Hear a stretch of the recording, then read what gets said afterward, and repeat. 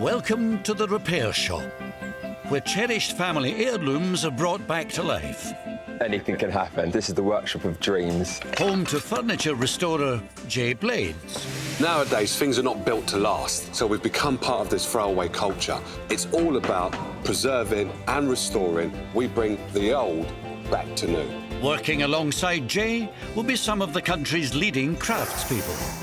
I like making things with my hands. I love to see how things work, and I want to know how things work. Whether it's a Rembrandt or somebody's family piece, every painting deserves the same. Each bringing their own unique set of skills. You're about to witness some magic.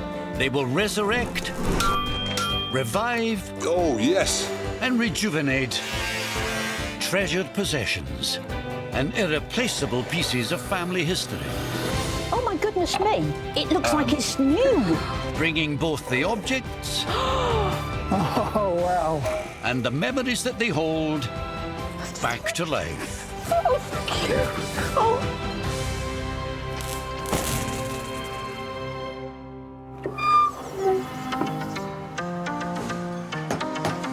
In the repair shop today, accordion expert Roger Thomas wrestles with an instrument that survived the Blitz, but now sounds like a strangled cat. I have to be very careful not to cause any damage, because if I snap that off, then I'm going to be in trouble.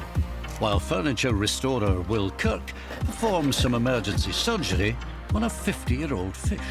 This was probably carved by one of Fletcher Christian's descendants. But first, something to test the skills of furniture restorer Jay Blades and clockmaker Steve Fletcher, a treasured family piece belonging to Jane Fanner. What have we got in it? Something that, to me, very, very special, because it was made by my dad. Feels like Christmas time. I'm wrapping a present. Wow. There we are. So your father made this clock? All of the clock, yes. One of the things that you need to know is my father was totally blind. I mean, he couldn't even tell the difference between day and night. Seriously? Dad and I were very close. He was born with something called retina pigmentosis, and gradually the eyesight got narrower and narrower and narrower. By the time he met my mother, he was able to see only a minuscule amount, and he lost his sight completely after that. I absolutely love this clock. It always chimed all the time he was alive, and then just after he died, it stopped chiming, it stopped working, and it needs mending.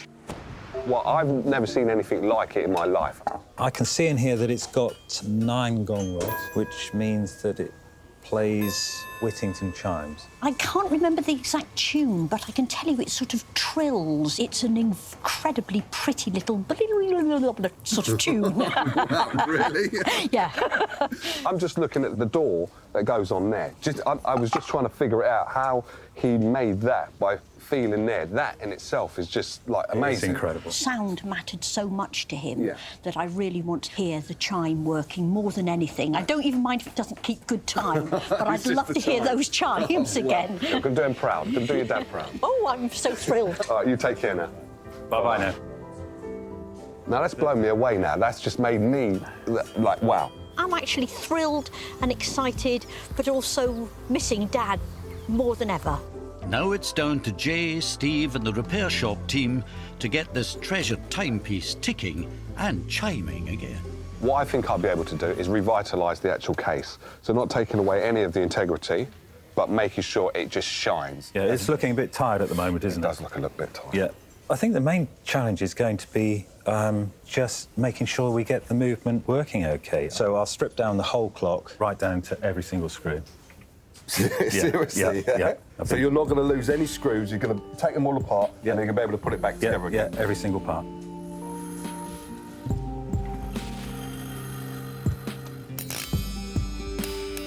Right, taking the mechanism out.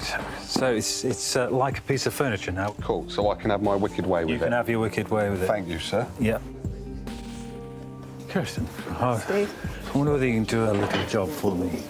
Steve is also calling on the skills of repair shop ceramics expert Kirsten Ramsey to help give the face a well-needed makeover. Got this dial here that I think we could improve by painting in the numerals black. That leaves Steve with the main challenge of getting the chime sounding. The hammers that hit the gong rods are powered by the clock mechanism, which hasn't worked since Jane's father's death. So to fix the chimes, Steve's going to have to first mend the whole clock mechanism. The main problem are in the bearings, these holes here. Even more tough than that is that some of the teeth are slightly worn. So the main challenge is going to be to get the chimes sounding as Jane would have remembered them. And that's going to be quite interesting.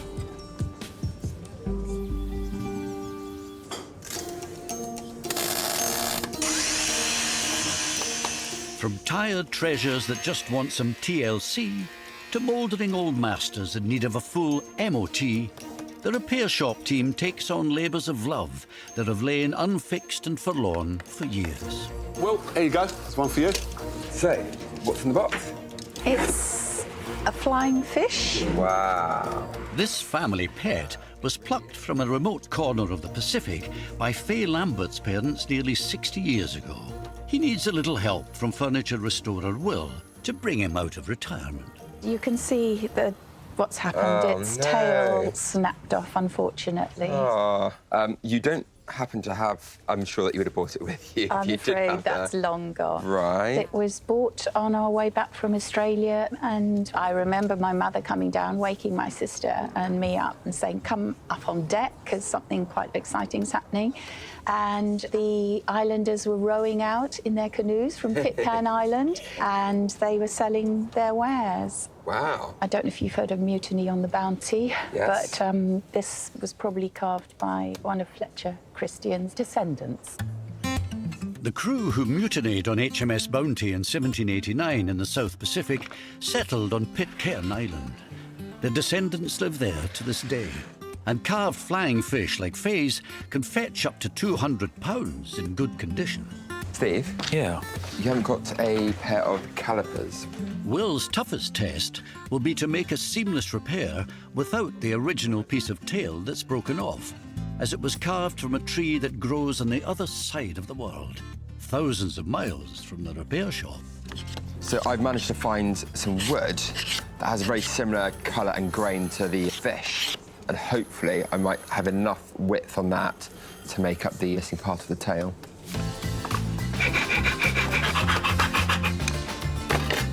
So what I'm looking for here, I mean, I have an overall decent colour match, but it'd be quite nice to get a similar grain pattern. Excuse the licking.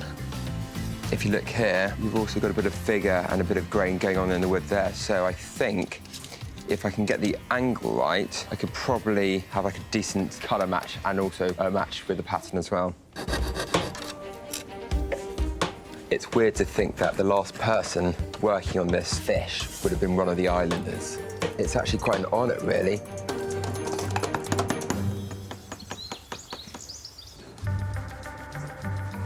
Meanwhile, third-generation clockmaker Steve has reached a critical point in getting Jane's clock working again. It's bath time. So I'm just cleaning up these barrels now. We use old-fashioned clock cleaning fluid, and then I scrub them up in normal washing up liquid. This is the way that we've been cleaning clocks forever. My grandfather used to clean them in exactly the same way. I'm just using a water-based paint with a pigment and just flooding that into these areas. It's quite painstaking and quite fiddly, hence the magnifying glass. I just find when I'm doing really sort of fiddly painting, really close up, you sort of tend not to breathe, you hold your breath so that you get a completely sort of straight line. So yeah, not much chatting while I get on with this. Jay? Yeah. You look better with your mask on. That's what the missus tells me. With the hundreds of individual parts washed and clean, Steve must now put the clock back together again before he can fix the chimes and find out exactly what they sound like. How do, Steve? I'm just putting some new springs into 2 of the barrels. What, that's going in one of them? Yep, and then the barrels go into the clock. So, Steve, do we know anything more about the Whittington chimes, then? Any history about that? Yeah, they're based on the chimes of St Mary's Church at Bow, so the Bow Bells. Bow Bells, yeah, East London, all right. And they're called Whittington because they're based on a story about Richard Whittington, the Mayor of London. Yeah. When he was a lad, and he was Dick Whittington. Oh. And they've just been called Whittington chimes. So, Steve, when will we hear the chimes the same way that Jane remembers them? I'm almost there on the movement. I know it doesn't look it, but I'm on the home straight at the moment. Really? This is the easier part, actually. Did you just say this is the easy part? Yeah. It doesn't look easy at all. How many pieces have you got here that goes into this clock? Just in this unit alone, I suppose there's 100 pieces. Wow. And the rest of the clock, I suppose, another 150 pieces. But hold on, I do see a washer there. What's going on there? No. That was an extra washer. You sure? Don't point that out. You know what? Funny enough, I had lost a washer. I had lost a washer, so I took a washer out of my washer drawer and put it in, and then I found the other washer. It does happen. So now you've got to just put it all together. Yep. No, I'm just putting it all together now. So then I'd best go and crack on with the case, actually, shouldn't I? Have you not done it yet? Well, I'll see in a minute. I'm gone. Good. Right. How you doing? Young lady you need to see is Kirsten just over there. The repair shop experts have countless years of experience at rescuing cherished possessions from languishing broken in the country's attics and cellars. What have you got there? That looks nice. Hello. So what's this? This was my mother's accordion. Oh, wow. But she has given it to my daughter now. Next to arrive in need of some repair shop TLC, the Brierley family have something to test the musical talents of accordion expert Roger Thomas. Because Sarah's the musician of the family. Oh, so you can play this then, Sarah? Well, I would like to. It was my mum's, right, who is now 94. And do you know when she got this one? When she was 17, she came home with her first week's wages, and her mum went and put it down as a deposit for them to buy this. So it was actually brand new when they bought it. So I'm just trying to do the maths. So she's 94, so it's just under 80 years old, isn't it? Roger is one of just a handful of specialist accordion restorers in the UK. But can he get this antique instrument playing sweet music once more? You can hear that really high note. Yeah. Because it shouldn't make that really high-pitched noise, should it? No, it's very annoying, actually. Because you can't actually play it either. Yeah, it's like a cat. Yeah. It doesn't sound right. No. Okay. These keys that are popping up, they look like they're kind of broken. You can deal with that, can't you? Yeah. It's a beautiful instrument, isn't it? Wow. But the story that my mum, about the accordion is my mum used to play it during the war, during the Blitz. Oh, wow. In the shelters. Really? So they used to go, obviously, underground and play to keep people's spirits up. So what does she think this is, then? Does she know this is here today? She doesn't know anything about it. She doesn't know anything about it. Yeah. And in fact, last time she saw Sarah, she said, "How are you getting on with my accordion?" Sarah then says, "How's Dad?" She knows it's broken, and she's been nagging for a couple of years now for me to get it done. So what would this mean to Mum to actually get this repaired, then? Oh, She'd be really pleased, Yeah. wouldn't she? I think really she'd like me to be able to play it. So it's going to mean a lot. It's going to mean a lot. So hopefully by the time you come... Not hopefully. By the time you come back... I know, you looked at me funny there. Yeah. It's the hopefully, yeah. No, definitely. By the time you come back, it will not sound like a strangled cat. It will if I play it. No, if you play it, or me as well. But it's definitely going to sound good. Thank you very much. Nice to meet you. You take care now. Thank you. All right? Cheers. Bye-bye. Bye-bye. Wow, that's a nice story. Yeah, it is. I've got to adjust the levers inside here, and there's always a little bit of a risk there, so I've got to be very careful I don't break anything. That's the kind of first challenge. OK. So what should a working accordion sound like, anyway? Well, can't actually play this one right now, but I've got... Why don't we go on over to the bench? I've got a little melodeon over there that I can just give you a rough idea of what it ought to sound like. That sounds all right. Yeah.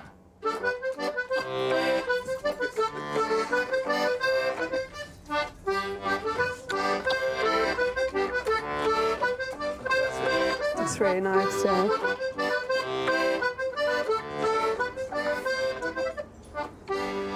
So that kind of gives you a rough idea. So have you fixed it already, then? He has fixed it. I can't actually say that as a ringtone on my phone. Actually, if you could do that again. Before he can get Iris's 80-year-old machine sounding as good as that, Roger needs to investigate. So it's always a bit kind of venturing into the unknown when you open up one of these to take a look inside. And take the grill off. An accordion works by blowing air from the bellows across the reeds inside. The notes are determined by which keys and buttons are pressed. Roger's detective work reveals a problem straight away. Well, I can deduce from this that one of the pallets has fallen off. And look, there's the pallet. This is a pallet. It's a leather and felt sandwich. And when you operate the bellows, forms an air seal. And this is why we're getting the sound when you...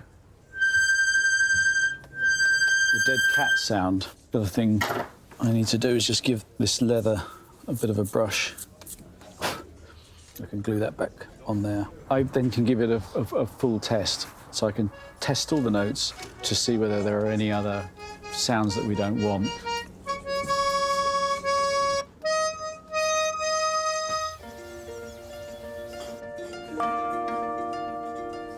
While Roger's specialist skills are focused on finessing the accordion, the rest of the repair shop team have been turning their talents to getting Jane's clock ticking and chiming again in time for her return. You got a minute, Steve? Yeah. Oh. I've got your clock face. Would you call that clock face or? It's a chapter ring. Chapter ring, OK. Yeah, that is looking really good. Okay. Brilliant. Oh, fantastic. Thank you. I'll leave it with you.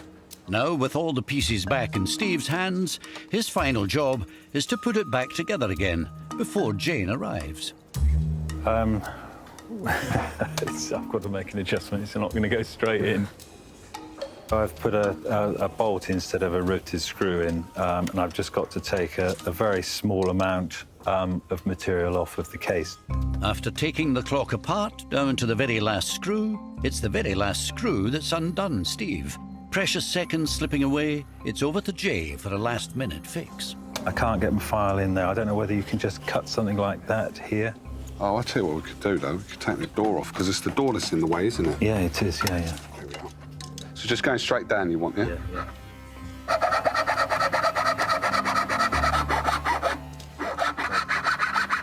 I think that might do, actually. Yeah? Right, ready? Yeah. Why am I holding my breath for? Tense moment. Perfect. That's good. Absolutely perfect. Well done. Hello, Jane. How are you? Yeah, good. This is the bit we really love, so I'll just go and get it for you. Oh, wow.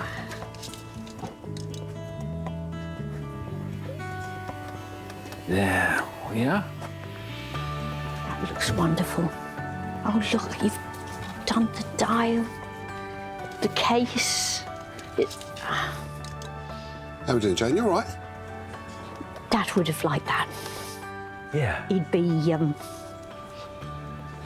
be proud of that, and he would have loved to have met you. Oh, fantastic. And you. So, Does it go? Yeah, no, it's all going absolutely beautifully. So I'm just going to chime it for you. Ooh.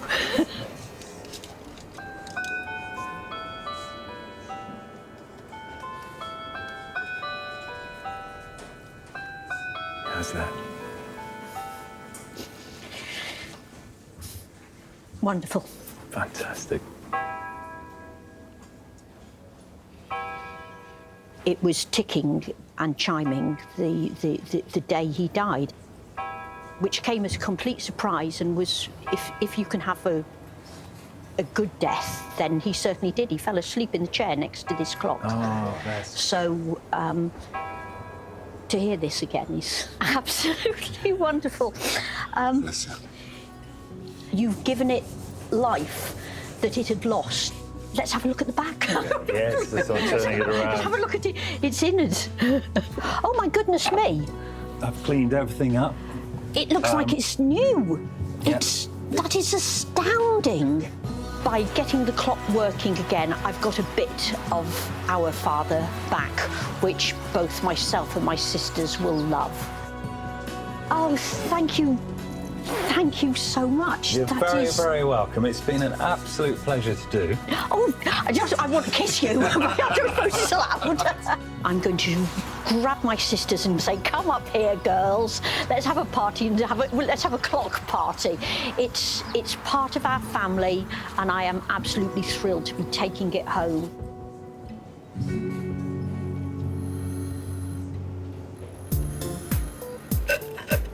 As another repair shop project is restored to pride of place, accordion restorer Roger has reached a crucial point on his project. He's taken the 80-year-old instrument to pieces and is testing all 448 individual reeds. So all of these are like notes then? That's correct. So that's kind of okay. That's not. Okay, that's quite cool, man. So that's how it works. And I've just been checking the general condition of these valves, these little strips of leather. So, Roger, now that you've got this apart, could you tell me anything more about the history of that? Well, we know it's made in Italy. Actually, this one was made in Castelfidardo. All right. And Castelfidardo these days is regarded as the capital of quality accordion manufacturing. So this has come from good stock, then? Yeah. And the most expensive accordion would be roughly? Well, you pay 5, 6, 7,000 or more for professional. 1,000? Yeah, for professional accordions, yeah. Wow. Or even more. I mean, I've seen them more than that. And we're going to get it working and sounding beautiful again? It's a lovely instrument, actually, I have to say. It just looks beautiful, and when it comes back together, it will sound beautiful as well. Yeah. I'm just going to put it back. The accordion's not the only thing in the workshop in need of a tuning. Do you want me to tell you what note that is? I think it was a B. I think it was... Oh, sorry. There you go, try again. Yeah, there you go. What's that? It's B, isn't it? Yeah. It's about a B. Then E sharp. Yeah, it's there. Is that what it is? Oh, that's in a flat. That's a flat. Finished. So I have to be very careful not to cause any damage to where this lever is fixed to the key, because if I snap that off, then I'm going to be in trouble. Roger's realigning all the keys on the keyboard and making sure none are leaking air. But the parts are nearly 80 years old, and one false move now could spell disaster. Originally, I thought I'd just need to adjust one or two of these keys, but actually they all need adjusting. And the reason why you want the keys nice and flat like this is because it gives you a nice action. It's like the response of the keyboard. And it also, aesthetically, of course, it looks a lot nicer.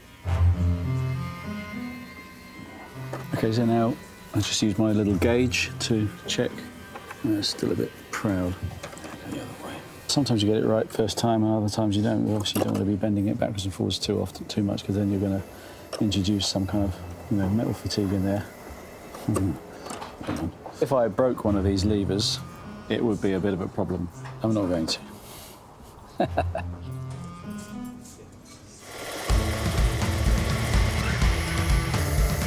Also at the fine-tuning stage, Will's angling to get a seamless fix for Faye's 60-year-old fish before she arrives to pick it up. A little bit of polish on that tail, and we are just in time, I think. We are really up against it today.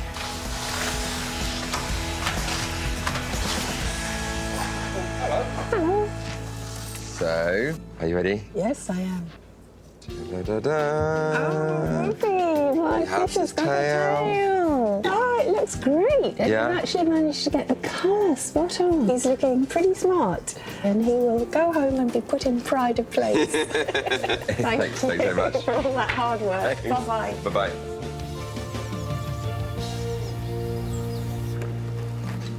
Roger's hoping he'll also hit the high notes with the owners of that very special instrument he's been working on. This is the final bellows pin, so put that in there. And the next stage is for me to give it its final test. How are we doing, Roger? Are we ready? Oh, we are, yes, it's done. It does look gorgeous. The only thing left now is to hear what it sounds like. Yep. It sounds better.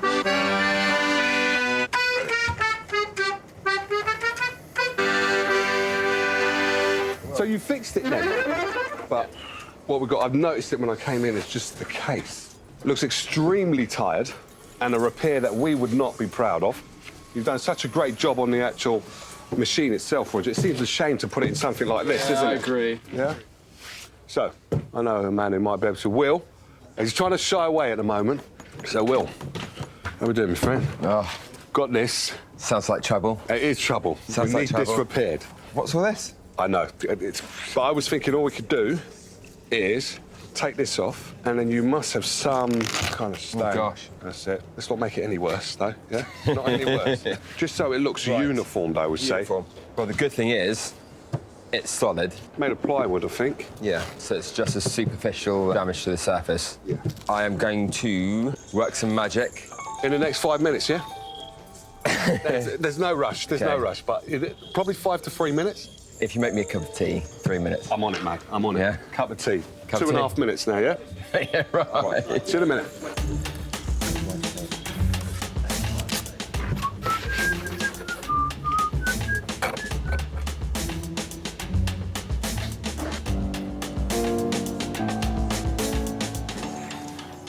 Oh, that looks diamond.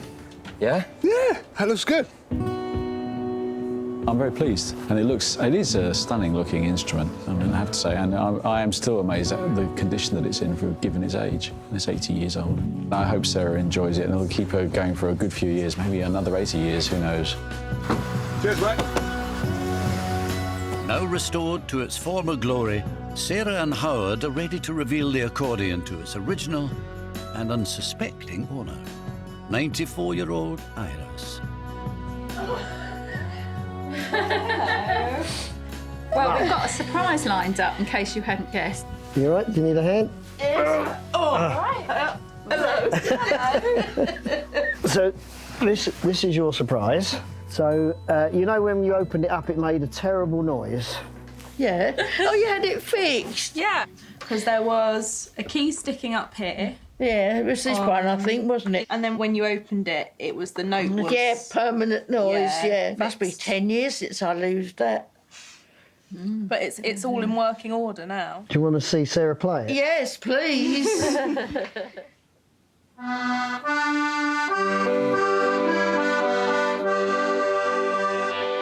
good.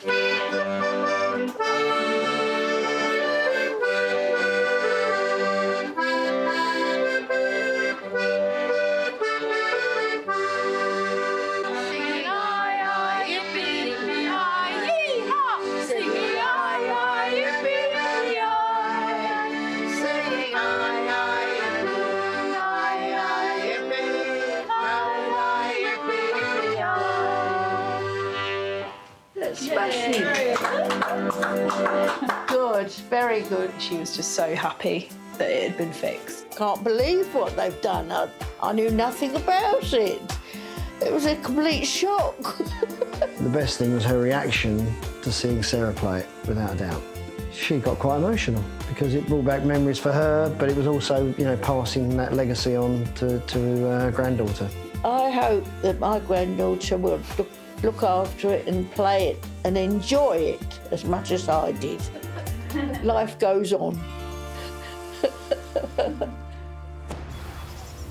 Join us next time as more precious pieces are rescued and their cherished memories restored in The Repair Shop.